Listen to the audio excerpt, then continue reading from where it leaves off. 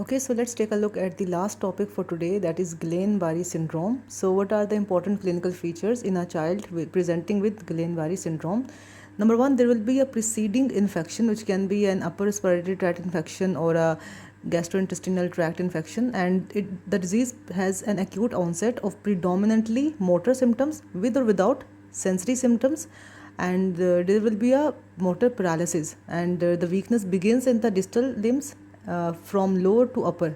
That is why it is called as ascending paralysis. Okay, so acute onset of predominantly motor symptoms characterized with weakness more so in the distal limbs and ascending upwards in the towards upper limbs. That is the classical clinical features of Guillain-Barré syndrome, and it presents with areflexia. There will be facial, bulbar and respiratory weakness. There will be progressive symmetrical weakness. So the paralysis is ascending and the paralysis is symmetrical, in contrast to polio, in which there was asymmetrical paralysis. Okay, and there will also be cranial nerve symptoms, especially of cranial nerve 7, that is facial nerve. And autonomic dysfunction will present with postural hypotension, and other symptoms include hypotonia, muscle wasting, paresthesia in extremities. So this is the classical clinical picture of a child presenting with Guillain-Barré syndrome. That is, there is acute onset of predominantly motor weakness and begins in the distal limbs and ascends upwards.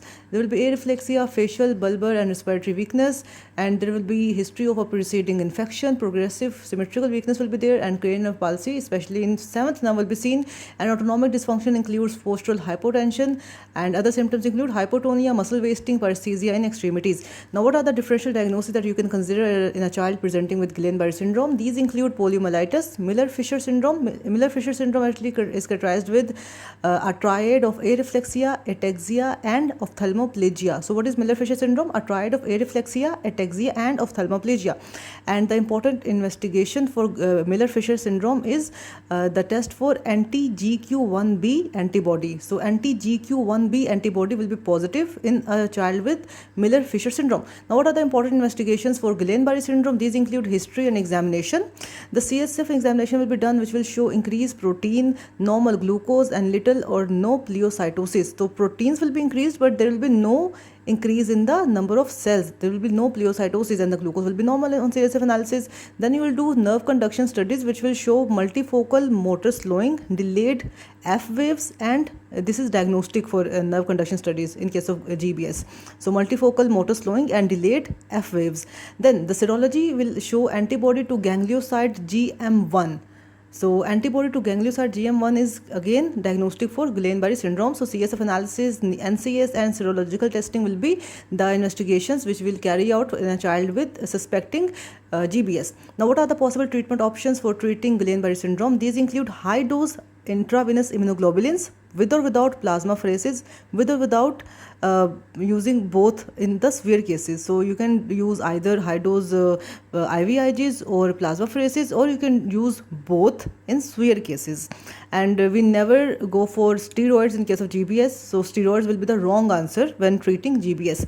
And we'll also use Myers to counteract the worsening cases. If the child is worsening, for example, he has developed respiratory weakness, then we will do ICU monitoring of BP, because postural hypotension is another complication. We'll maintain nutrition, we'll maintain airway and breathing in case of respiratory failure. So in severe cases, we'll also do ICU monitoring of BP, maintaining nutrition and maintaining airway and breathing. Now, what are the supportive measures in a child of GBS? These include DVT prophylaxis, tracheostomy, chest physiotherapy, skin care for prevention of bed sores. And what are the causes of mortality in case of GBS? These the important causes are respiratory failure, which is the most common cause, and autonomic disturbance leading to hypotension.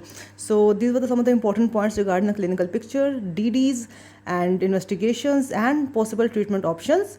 And I hope this video was helpful for you guys. Thanks for watching, and do subscribe the channel.